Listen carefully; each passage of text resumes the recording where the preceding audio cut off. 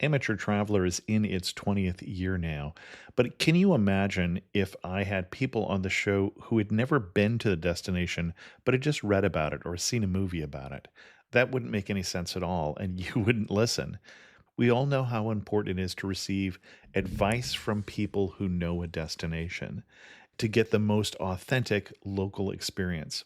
And a great option for experiencing this is Explore Worldwide and their authentic small group adventures, led by local tour leaders, perfect for solo travelers who want to meet like minded people with a desire for adventure. I'm often an independent traveler, but two of my last three trips were with small group tours because they organize everything and it's a lot easier. If you want to recreate the tour I did to Malta, they have a Malta and Gozo Discovery Tour. I'm intrigued by one of their tours called A Taste of Sicily. The company again is Explore Worldwide, and visit exploreworldwide.com to learn more. And thanks to Explore Worldwide for sponsoring this episode of Amateur Traveler. The nights are long, the days are short, and the weather is chilly to downright cold, depending on where you are.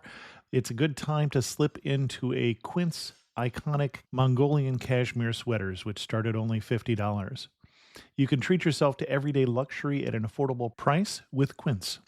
If you really want to dive into luxury, you can check out their leather handbags, washable silk shirts, and European linen sheet sets.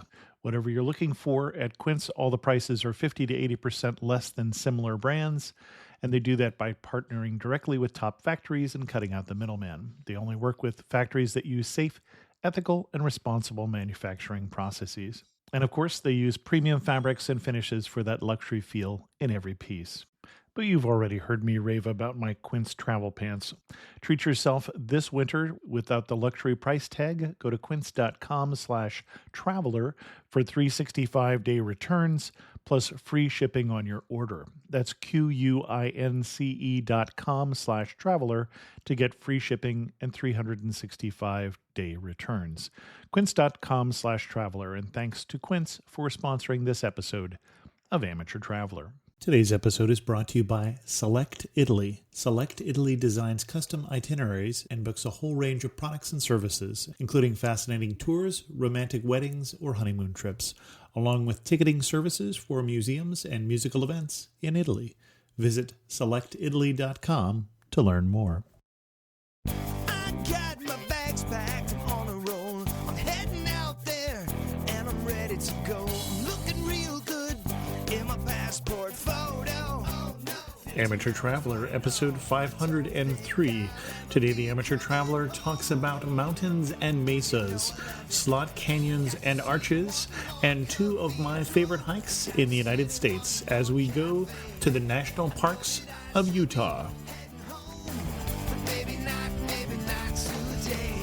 Welcome to the Amateur Traveler. I'm your host, Chris Christensen. We'll hear more from our sponsor in a bit, but first, let's talk about national parks.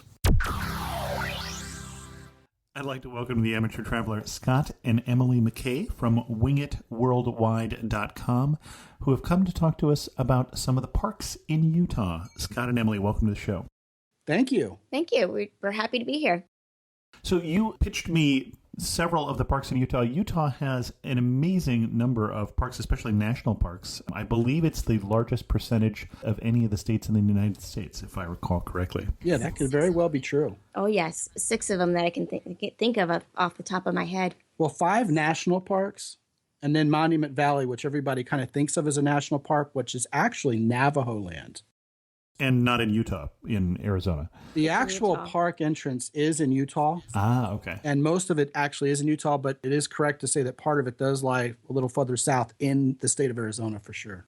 Excellent. Well, what kind of itinerary are you recommending for people who want to explore Utah's parks? Well, you can't do all the parks in 1 week, unfortunately. But I don't think so. There's a couple of options, and I went through and kind of broke it down. So depending on what you want to see, and we'll cover that in the podcast, but I usually would like to do half the parks on one itinerary, and if you ever had a chance to come back again, you do the other half. So there's Zion. I would start with Zion and then walk my way up to Bryce and then on over to Capitol Reef. That could be easily done in 1 week. And then you can do the other half of the parks, such as Canyonlands, Arches, visit Moab City and the parks nearby that. And if you have a little extra time, skip on down to Monument Valley. Right. And on the way down through that southern part of Utah, you can also go to Page, Arizona, where the Antelope Canyons are, which everybody loves to go into. That's those underground canyons that kind of swirl around that you've seen pictures of. The slot Yeah, canyons. the slot canyons. And some people like to go also to Lake Powell, which is near there. Beautiful site. And a lot of this kind of straddles the state line between Utah and Arizona. Right. Bryce and Zion are very close to northern Arizona. For those of you who thinks this sounds familiar, it means you've been listening to the show a long time, because we did long ago, 9 years ago or so, I did a road trip to northern rim of the Grand Canyon, Bryce, Zion, and Antelope Canyon, and there are 4 episodes way back in the archives about that. But I thought it'd been a long enough time that we should readdress Utah's parks. So you started us in Zion. And strangely enough, I don't think that many people are familiar with Zion National Park. You want to tell us why we would go to Zion? Well, Zion, like many of the other parks in Utah, is indeed underrated. Oh, it's wonderful. There's so much to be done, both for those who have trouble walking or, have some difficulties. And for those who are extremely adventurous, they have that as well. There's just a little bit for everybody. Okay. Yeah, true. Such as? You have the wildlife, the rocks, everything. Let's get into details. You mentioned the person who is not as adventurous first. Where are we going to take them? Well, in Zion, you have several trails that are easygoing and that still lets you see the main point of what you want to see. And then there's the one that we enjoyed absolutely the most because we had children with us, and that's the Narrows.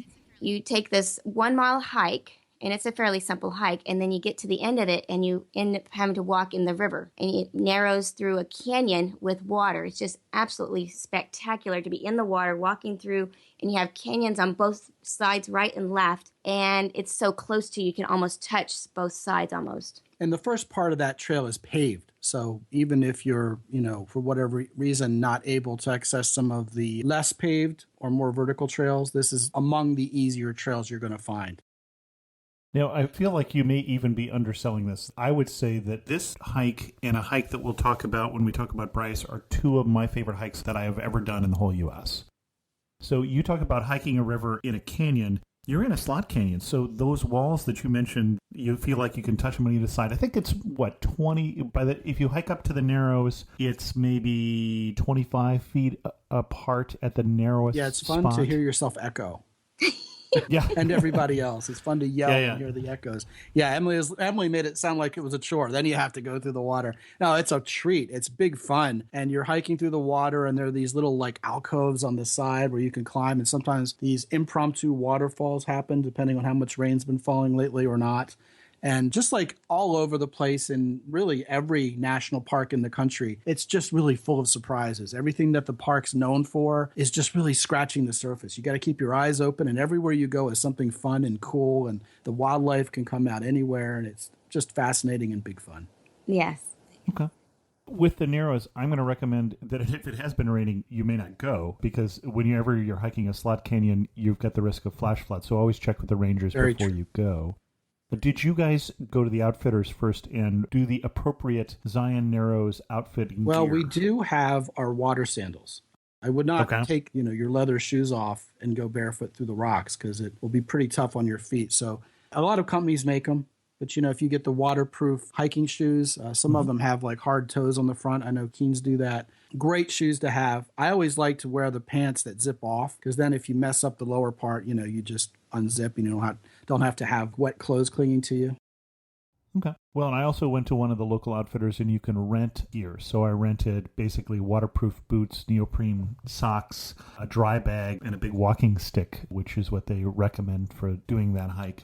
You can also do it as a 2-day hike if you want to do it down from the top, and then obviously you're camping in the middle, so that's a little more adventurous, but also the water is going to get kind of deep, especially you were dragging 6 kids through there. Well, 2 of them on this trip. The 2 teenagers got a little too old for this last trip. They decided they wanted to stay home with their friends. But yeah, we had a 3-year-old and a 7-year-old, and they loved it. And at some point, you would get too deep for a 3-year-old as you get up to the Narrows. At some point. It was not drought conditions when we went. I don't know, it got about 2 or 3 feet deep in some places. But I couldn't agree more. You don't want to go through there after a torrential rainstorm or even when they're predicting rain because you don't want to get caught. The water just comes rushing down the canyon. That would be a bad time there. But the rangers are usually pretty good about warning you not to do that unless you get caught in a flash storm. Right. So you mentioned that unlike some of the other hikes in Zion, that this one is more flat and therefore a fairly easy hike. But what are some of the other hikes you were thinking of when you talk about the other more adventurous? For someone who's more adventurous, who don't have limitations, we weren't able to go on the one that we really wanted to do, which is Angel's Landing. That's the one where you kind of are hanging almost on the edge of the side of the mountain.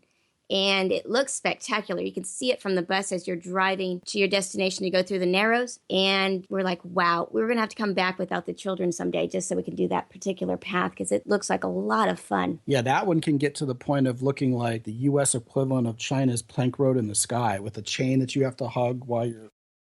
Mm-hmm. And I have not done that hike, but it looks like something you don't want to do if you have an incredible fear of heights. Or if you want to conquer your fear of heights. You may permanently conquer your fear of heights. But, oh yeah, we were admiring it from a more safer perspective of the ground, looking up at it going, man, that would be a lot of fun, but not with a 4-year-old. No. Now the other one that I want to do that I didn't get to do, because I did that all, you talked about doing this in a week, that it's too much. Well, all of what I did was a week and from California, so it was constrained in terms of how much time you have. But I'd love to get back to Zion and do the subway hike, which is another slot canyon. And if you look for, well, I'll probably have a picture of it right here if you're looking at the pictures. It's an incredible vista where you're hiking through another slot canyon in Zion. Yeah, there's a place called the Checkerboard also, which is a really neat giant rock formation, and the side of this giant rock looks like a checkerboard. And it's really curious, and people are always stopping, taking pictures of that. Even if you're not much of a hiker, you can still get a lot out of this park, for sure. Yeah. Another thing I really love about that park is the tunnels. You're going down the main path of going in and out of this park, and they have traffic control. And sometimes it's one directional if they have big vehicles coming through. Right. But you're driving through this tunnel, and every once in a while there's this opening. If you keep your eyes open, you see these beautiful formations, including some arches, as you're going through this tunnel, this long tunnel.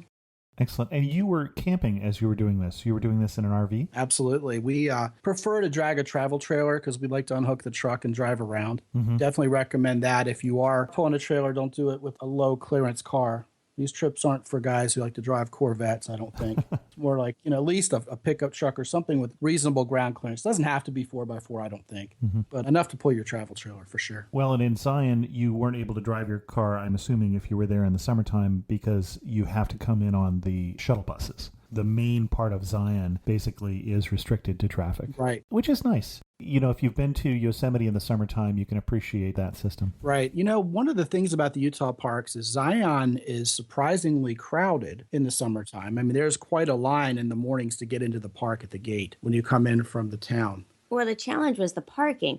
The shuttle buses, the schedule is immensely wonderful. They're very accurate. They're very punctual. They come so regularly, you don't feel like you're actually waiting. But the problem is the parking. So if you get in early or come in after 10, when people start to leave, then you might be able to find some parking. But you might spend 30 minutes or an hour trying to find parking. Right. But you won't be waiting for a bus usually. Whereas parks like Capitol Reef, some people don't even know that park exists.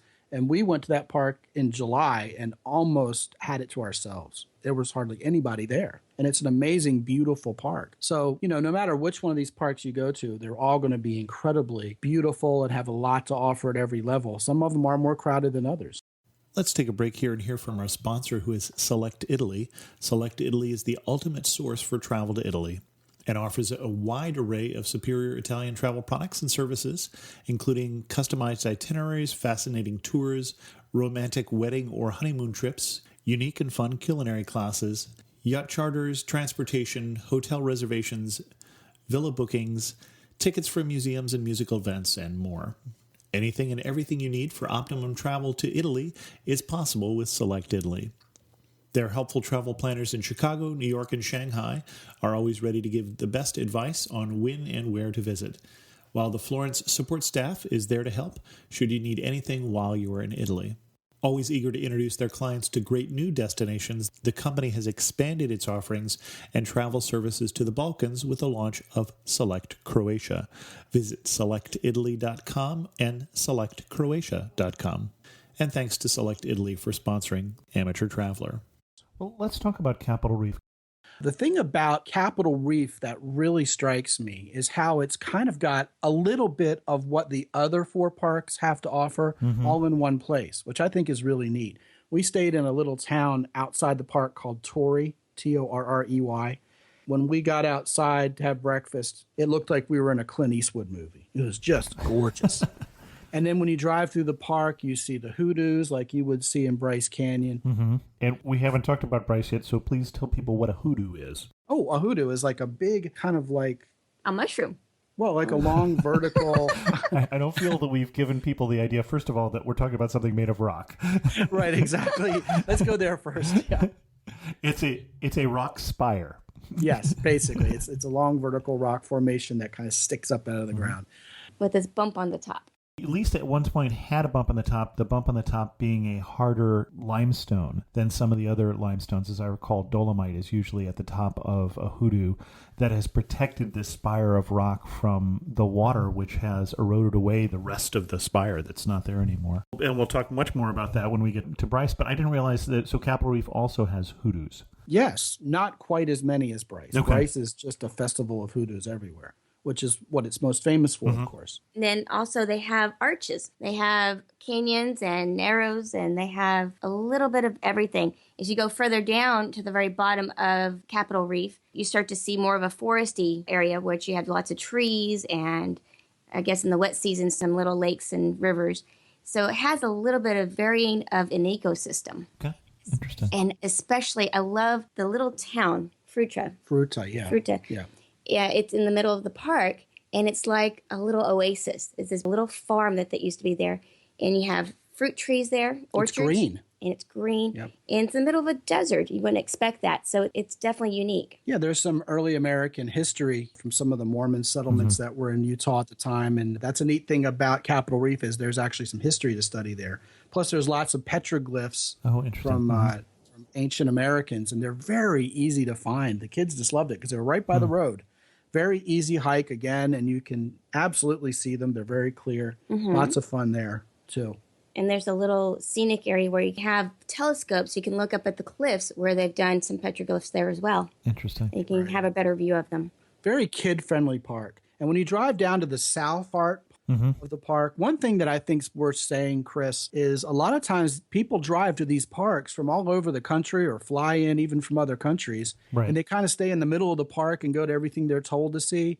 But the rewards can be really rich if you're just going to drive 20, 30 minutes out of the way to another hike that maybe isn't advertised as much. And it is so worth it to explore these parks like you were alluding to earlier. And the specific hike you had in mind as you said that in Capitol Reef, that we were really glad we did that extra 20 miles to get to... We actually took a whole day to go and explore this park. The park is divided into 2 sections, the north and the south. So the main road is up on the north end. That's where the visitor center is. So you leave the visitor center heading east, and you leave the park. And right after you leave the park, there's a road that heads south. And that one's going to take you to the other side of the park, even though you're outside the park. That's Highway 12, right? That's actually called No Tom Bullfrog Road. Okay. But it leads to Highway 12 coming back around through Escalante. Yes, you're going to do a circle. So you go down this road, and eventually you end up back into the park, but it's the south part. As you come into the park, you keep going down, down, down, and that's where you're going to find a couple of really fascinating hikes. The one that we did was called Surprise Canyons. Okay. Yeah. And there was literally nobody there except for us. So we had the whole place to ourselves. Beautiful, wild fun. You're trying to figure out where the path is. Every once in a while, you're trying to investigate. Oh, there's the path, and you keep on going. You're climbing rocks, and you're going through the canyons, and it's just loads of fun. And you're really, for the first time, not running into other people, which is refreshing because with national parks, there's always people. Which is both exciting and unsettling.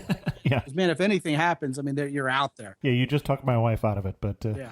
But you have to relax and just enjoy it and make sure you have plenty of water. And so Right. forth. Yeah. And you mentioned that the place that was green really stood out, and it occurs to me that a lot of people who haven't been to the Southwest and haven't been there don't realize just how barren some of these areas can be, that you can drive for an hour and not see a tree in places or not see another car, depending on which road you're on.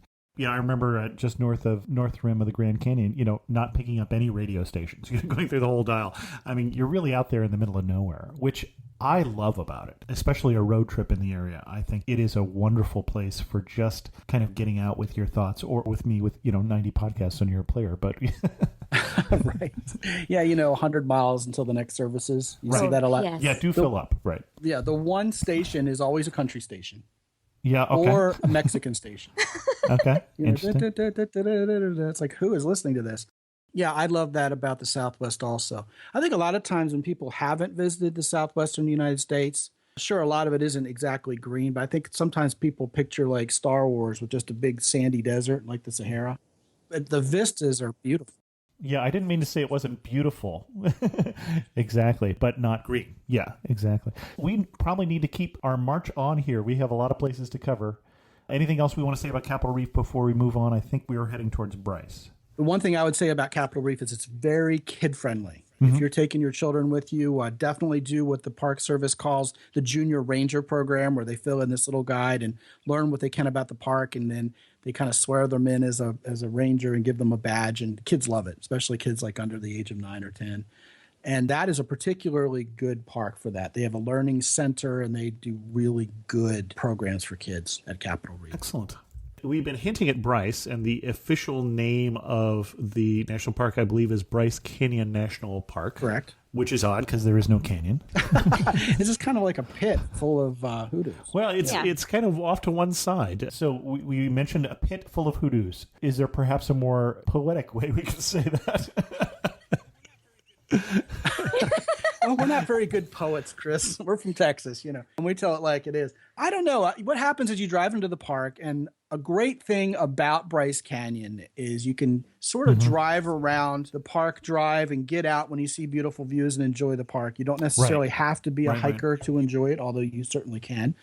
There are beautiful views to be found everywhere. But yeah, it's kind of along a rim, and then the hoodoos are kind of all down in a valley. It's very different. It's not like any other place we've ever seen. It's very striking. It's one of those places like so many where pictures just don't do it justice. I believe, in my opinion, it is the most beautiful national park in the U.S. And that's saying something because there are a lot of very beautiful national parks in the United States, but it's my favorite from that. And you're right, the first time I was there with my parents, and they were not hikers. And so we just drove along, and I thoroughly enjoyed it. We were there in April, and it snowed. So be aware you're at 9,000 feet, as I recall. And then I was there the second time when I went to Bryce and Zion in October, and I didn't snow, but I think it got down to 20 degrees. I think they have 100 days a year that it gets down below freezing and then warms up to something warm, which is one of the things that formed the hoodoos, the cracks basically from the ice that was created there. But I remember being quite warm in the day as you were hiking, and then freezing cold as I was staying in a tent at night. Oh my. Yeah, we went in the summertime, so we had beautiful weather. Loved it. Wasn't too hot, wasn't too cold. The hoodoos remind me, when you're playing with wet sand on the beach and you're taking the sand and dropping it, and it's making these little formations. That's kind of what it looks like, but thousands of them out there. Now, you were hikers. Did you have a favorite hike in Bryce? Well, when we were actually at Bryce, we had someone with us who had limitations, so we were less of hikers on that trip. But yeah, we sure wanted to. There were lots of places we wanted to climb down. Yeah, so we just enjoyed the scenic views that the park has set up, and you can walk up of them. Some of them are half a mile or something like that, and you have this beautiful overlook where you look down at all the hoodoos, and just gorgeous. So the park has made it really easy for people with limitations. I would also recommend, even if you're not an early riser, sunrise, as the sun rises over the park is just amazing in terms, because everything is very orange to start with. The color of the limestone in the park is already that color, and then at sunrise is more so. So if you didn't have a favorite hike, this is one of the two favorite hikes that I had, and that's Navajo Trail, where you hike down into the hoodoos. So it basically turns into something like a slot canyon also, where you're basically hiking down where spires of rock are on your left and on your right. You need to have mobility, but it's not incredibly strenuous. But it's a good hike. I mean, it'll give you a good workout. Unfortunately, it's on the way back because you're hiking down into the hoodoos. So it's the way back when you're tired, so don't go too far. But wonderful, wonderful hike. And I'll put some pictures in the show notes. I'll put a link to some of my pictures of Bryce. But just one of my favorite hikes and a must do. If you ever like to hike at some time in your life, you've got to do Navajo Trail in Bryce. You mentioned the beauty in the morning. I think Canyonlands National Park and Arches are two others that are particularly wonderful in the morning. Excellent. Well, shall we move on to Canyonlands and Arches, or do we have anything else to say about Bryce? Well, I think we've covered Bryce. Okay, excellent. Time is short and the state is large. It is indeed. So where to first? Well, Emily was saying that a possible itinerary would be to start in Zion, move towards Bryce. We haven't talked about Monument Valley, which is also kind of in between where all these parks are down in southeastern Utah. Another itinerary would be, if you're flying into Salt Lake City, especially, to drive out to the Moab, Utah area, where Arches National Park is right next door, and Canyonlands is about a half an hour drive. I mean, they're clustered all together. It's a great place to hang out for a week right there. All right. Well, should we do them in that order? Should we do Moab then first? Sure. Just do it all. So Moab, haven't been, want to go. What can you tell me about Moab, other than bring my mountain bike? Yes, Moab is an adventurer's paradise. Guys who like to drive Jeeps over steep cliffs where they might fall off love the place. The Lion's Back, you can watch it. If Right. you're fortunate enough to be there when someone's driving down there, that would be amazing. Did you say unfortunate or fortunate? Fortunate. No, okay. I'm not sure which it is. I heard you say drive Jeeps off of cliffs, and that seemed like a very bad idea to me. Yes, this is like over a hump, and we're talking a hump. It's probably 10 stories high. That's a sheer drop off on either side, and it's one lane wide, and these guys are driving on it. Mountain bikes, it's like driving on the surface of the moon with a mountain bike. It's like almost having a natural cement rolling surface that you're riding. Big fun. It's kind of a natural skateboard park is what it looks like to me with some of the pictures. That's exactly what it's like. And, you can make it as easy or as challenging on yourself as you like, depending on your skill, which is neat because, like you said, it's natural. So it's just stunning that you can do that. The town itself, there's lots of little shops. It's one of those typical southwestern towns where, you can find anything to do after a long day of hiking. It's a very red, rocky place all around, which makes it startling and striking. The views are beautiful everywhere around it. Yeah. And for those who come in from out of town who don't have a bike or don't have a four-wheel that they'd like to be able to use on these really cool places to venture out in, Moab is an excellent place for that because they got rentals everywhere. So, that's not going to be a problem. Excellent. Anything else we want to say about Moab? I'm feeling the time pressure here. We have so much to cover. Well, I'll tell you, Arches and Canyonlands are probably my two favorite parks in the whole state. Okay, let's talk about Arches then. Arches sort of gives away the key phrase right there in the name of the park, I think. Right. But, ironically, even though it's called Arches, you're still utterly amazed by how many arches there are. Sometimes you ask your guest, Chris, what the most surprising part about their trip is. Believe it or not, it's the sheer number of arches in Arches. Well, for me, it's not just the sheer numbers, but the fact that the way that they're shaped isn't always the way you envision them. Right. Like there's one that's like a triangular one. It doesn't follow the way you normally would envision an arch. It looks like someone put a toy out there and it's an empty dome in the middle with arches all around it. Yeah, and then there's one called Double Arch that's almost like two arches built into one, which seems almost impossible to think. There's one called the Skyline Arch, which is a very long arch, like a football field long, and it's a great hike out to it, especially with kids, because it's not too long. Still feels kind of like an adventure. And then, of course, the iconic one is the Delicate Arch, which is actually on the Utah license plate. It's kind of a hike to get to it, but even if you have folks who aren't into a long hike, there's still a vantage point from which you can see it very well. But, man, Arches has arches everywhere. I mean, you can't believe it. And it looks very much like a Wile E. Coyote cartoon. It is absolutely the inspiration for, the Roadrunner cartoons.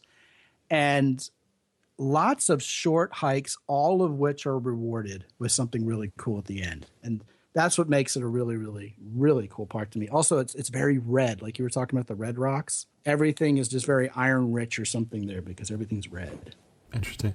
And I recall we haven't talked about geography that much. For me, the Capitol Reef Visitor Center had one of the greatest introductions into the whole geology of the area.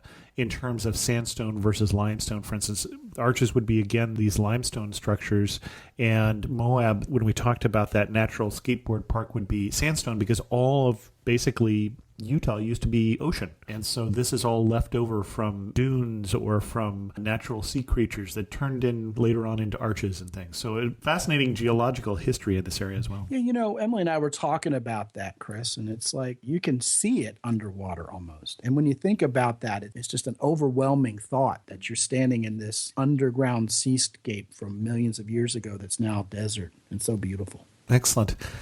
And then we went from arches to Canyonlands. Canyonlands is, again, one of those underrated parks. Oh, absolutely. I didn't even know Canyonlands existed until we were visiting Arches. I'm like, whoa, what's this park about? And it's pretty much just right across the street from it seems.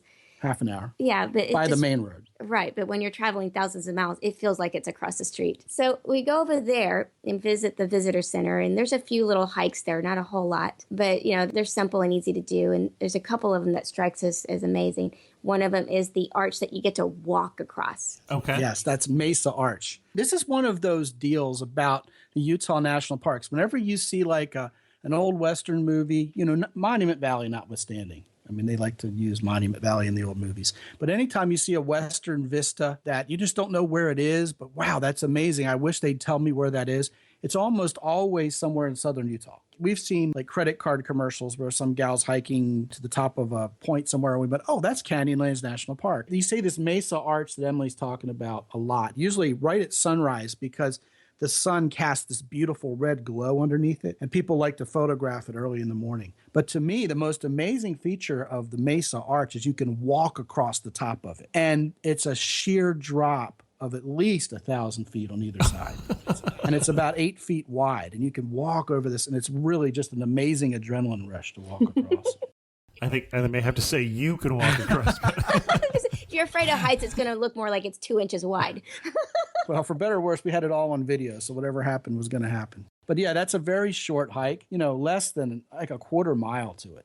Right. Yeah, if that. And I'm feeling in terms of hikes, I didn't pin you down, backing up just a little bit in Arches.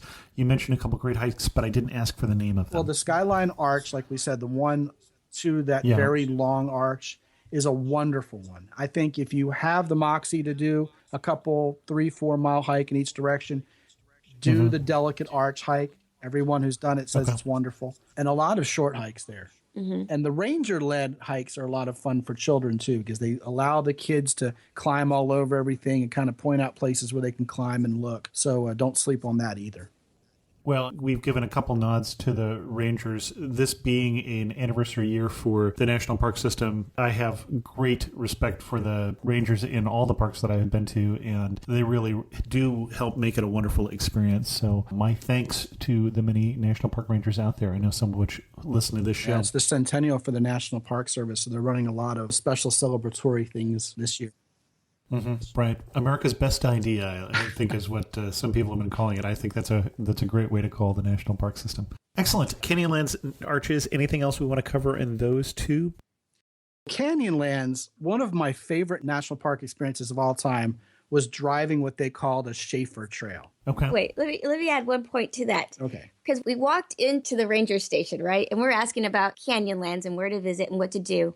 And she points out what Scott's talking about. It's the Schaefer Trail. Right. And I think we asked about, what about this trail? Oh, you could do that. Do you have a high clearance vehicle? Yeah, we got a high clearance vehicle. No but it's not problem. 4x4. No problem. It'd be fine. Okay. So we go on this trail. You have to drive it. But anyway, I'll let Scott pick up from I there. was the one who had the white knuckle driving experience. Chris, you get on this trail and you're looking at basically America's version of the youngest road in Bolivia, the Road of Death. I mean, it is a sheer drop, like a mile down. One thing we need to say about Canyonlands is if there wasn't a Grand Canyon, this place would be world famous. I mean, it's the younger brother to the Grand Canyon, but not by much. I mean, it is, again, one of the great surprises of this trip is just how amazing Canyonlands really is. This is the road that at the bottom of it is where they filmed the infamous last scene of Thelma and Louise, where they drive over the cliff in their T-Bird. Okay. And this is on this road we're talking about. It's on the more tame part where they filmed it. So it starts off easy enough. Okay, we got this cool little dirt trail we're going to drive down. One lane. One lane, but it's two-way. Again, like the Road of Death. And you drive this thing and it becomes a cliff. I mean, you're on the top of this canyon. And I mean, should have known. You know where the road's going. There's only one way to get there. So we're hugging the cliff on the way down, and there are these 90-degree switchbacks that if your brakes fail, you're done. And, my family, my daughter, my son are going, "Oh, Dad, look at the bird and look at these rocks. Aren't they beautiful?" And they're trusting me implicitly. And here we are driving like 2 miles an hour down this road, and I'm just hoping and praying the car holds together.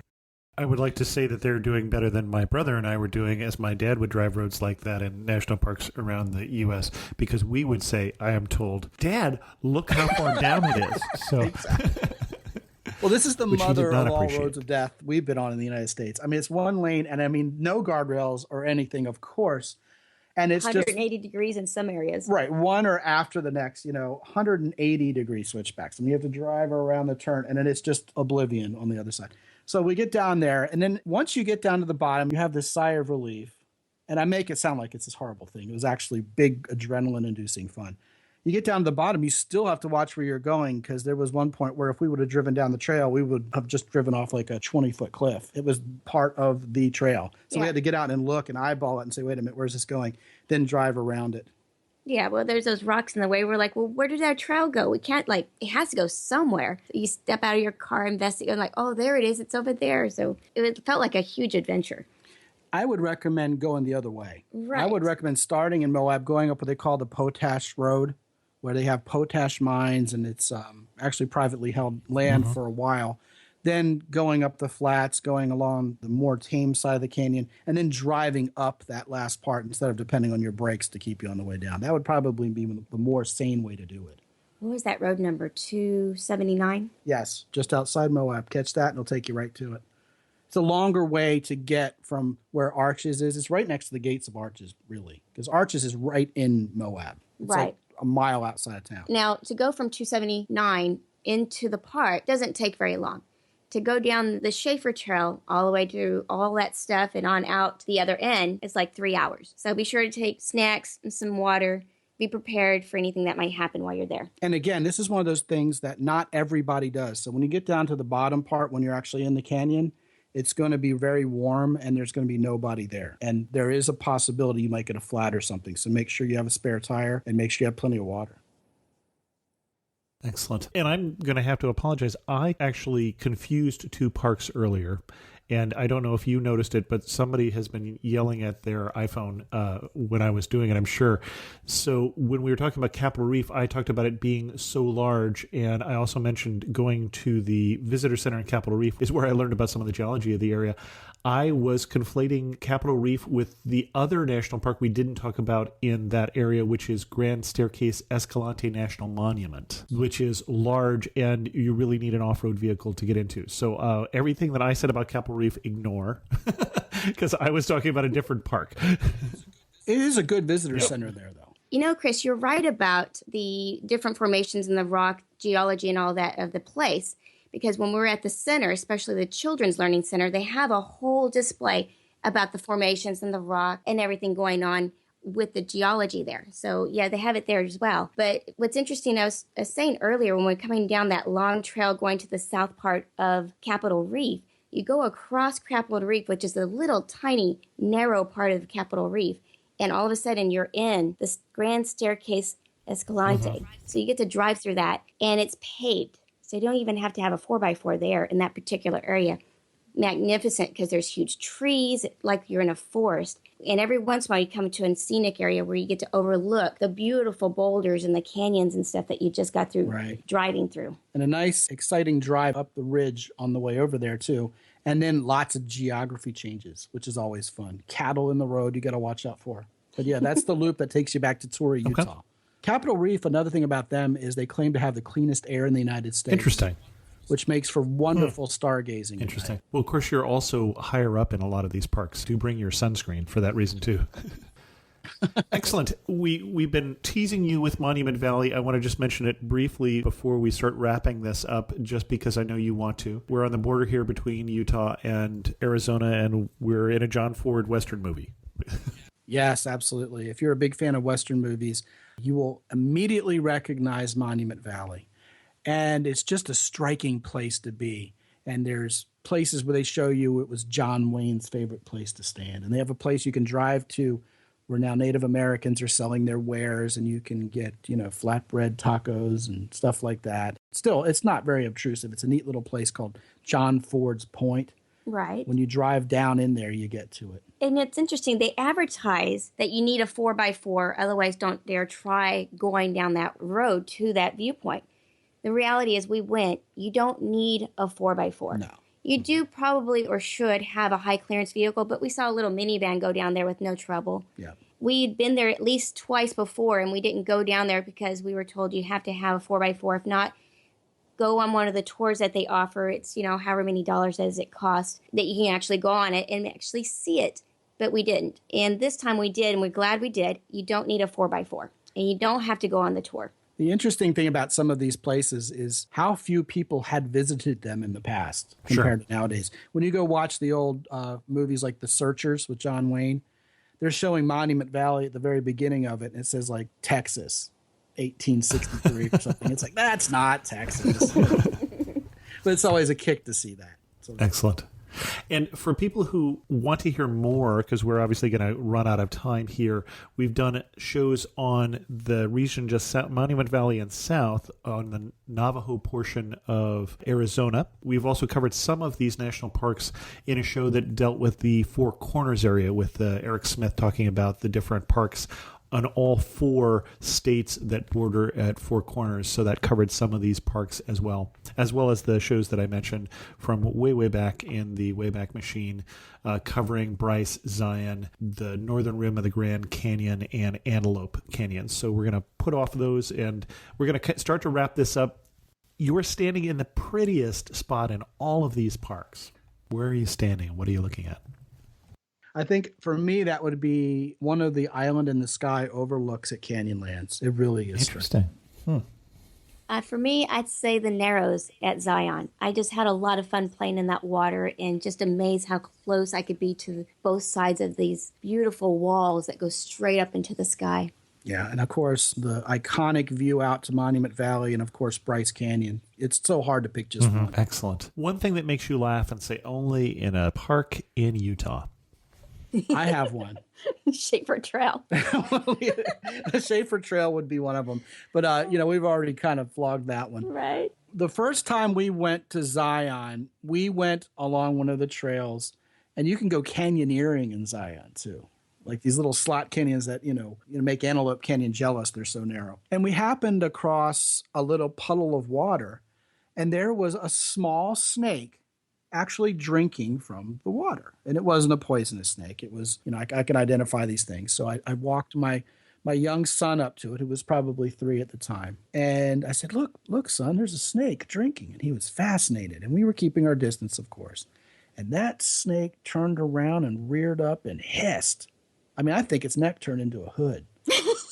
It was almost like watching this little demure thing just turn into a monster right before our very eyes. And man, I even jumped back, and my son just whooped and screamed and went, ah! And then a minute later, he was walking back up to it. He's like, let's do it again. He's like, again. And I was like, only in the Southwest, And that was one of my funny moments that I smile about. Excellent. And last 2 questions. Finish this sentence. You really know you're in... I'm going to call this southeastern Utah because that's really where we've been. When what? I think you really know you're in southeastern Utah when you get behind the wheel and there's never a bit of dull scenery. Every mile you drive is something beautiful, new, and amazing, and it seems like it changes every 10 miles. For me, it's when you're going along the land and all you see is rainbow colors. The rocks are nothing but full of colors. White, blue, green, red. It's just amazing how it's just like a rainbow of colors everywhere. That's interesting because I remember it largely being brown to red. Gotta drive You're driving somewhere different than I am. Where are you driving? Escalante has a lot of the blue and white rock, but Moab has a lot of the white rock. And Bryce had a lot of rainbow colors, but they're more in the red and white tones. But it just feels like a rainbow to me. Yeah, it's gorgeous. Excellent. Our guests again have been Scot and Emily McKay, and I will let you say at this time, where can people read about your travels? Well, we have a brand new blog called wingitworldwide.com, And we have lots of blogs, and we put some effort into our writing. So I think you'll enjoy it. We do have a blog up there about Canyonlands that has videos of everything we're talking about, including the Mesa Arch.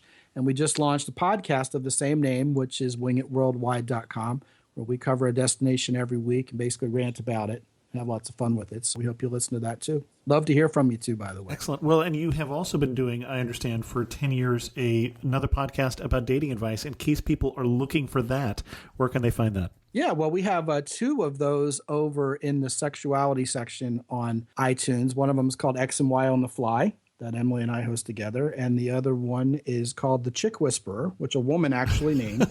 I do not call myself The Chick Whisperer. The show's called The Chick Whisperer, which is just wildly popular. And we have lots of guests. That one's mostly for guys who are looking to get better with women. But I think it's worth saying that our lifestyle as working on the internet has allowed us to do a lot of traveling and work from anywhere in the world, which is why we're so passionate about the travel blog and the podcast. Excellent. Well, thanks so much for coming on The Amateur Traveler and sharing with us your love for Utah and some of the spectacular scenery there. Well, thank you, Chris. We've had a lot of fun talking about Utah. It was great. And we're big fans of the show and have been for a long time, so it's really an honor. Thank you. Oh, thanks so much. I had a great email this week from Will, and Will wrote and said, "We have a wonderful new baby who can often only be calmed down by being held and walked, so I've taken to walking him in circles around my hallway, kitchen, and living room. Using my phone, I estimate I've walked about 250 miles this way, listening to your podcast over the last 4 months. At 0.01 miles per circle, that's about 250,000 round trips. Your wonderful interviews with travelers from Western Sweden to the Silk Road have allowed me to visit places in spirit, even if I walk through a very monotonous environment. Even your early issues have held up well. I dug through your back catalog to learn about Vancouver for an upcoming conference and was very impressed. Thanks, and keep up the good work, Will." I did suggest to Will that just playing the podcast for his son might put him right to sleep, so that's something to think about as well. Eleanor left a comment on the episode we did recently on Seattle and said, "This episode recommends taking a round-trip voyage on the Bainbridge or Bremerton ferries and not getting out of the other side. Washington State Ferries now requires all passengers to get off the ferry at both ends of the trip. You could just get off and walk back on, but Bainbridge Island in particular rewards a few hours of exploration, even on foot. There is a nice little and free art museum and some good places to eat, especially Mora Ice Creamery and Hitchcock Deli." Eleanor, thanks so much for letting us know. Sam said Mary Jo offered a list of suggestions in the podcast, though there are a few additional activities I'd recommend as well. First, I have to agree with Eleanor here. Bainbridge is a lovely place for tourists to visit with great bakeries and restaurants, all of which are within walking distance of the ferry. If you bring a car over, you can visit the Bodell Reserve, a very pretty garden with lovely views of the Puget Sound that's great for family outings. The University of Washington campus is a pleasant place to walk around and enjoy a couple hours. Springtime is the best season to visit when the cherry blossoms are out. As of next month, March 2016, the UW will also be accessible from downtown Seattle via light rail. Another activity not to be missed if you're a sports fan is attending a professional soccer game for the local Seattle Sounders. Seattleites love their team. The Sounders routinely attract over 40,000 fans to their games, and it feels very much like going to a European match. Finally, Green Lake and the attached Woodland Park are a great family destination and an easy bus or cab ride from downtown. The lake is lovely to walk around, and Woodland Park is where the zoo in Seattle is located, which is worth a visit if you have more time to spend in the city. Thanks, Sam. If you want a last-minute trip to Cambodia, there's still a few slots open in that trip that's coming up here at the first part of April. But with that, let's end this episode of The Amateur Traveler. If you have any questions, send an email to host@amateurtraveler.com, or better yet, do what both Sam and Eleanor did and leave a comment on this episode at amateurtraveler.com. And as always, thanks so much for listening.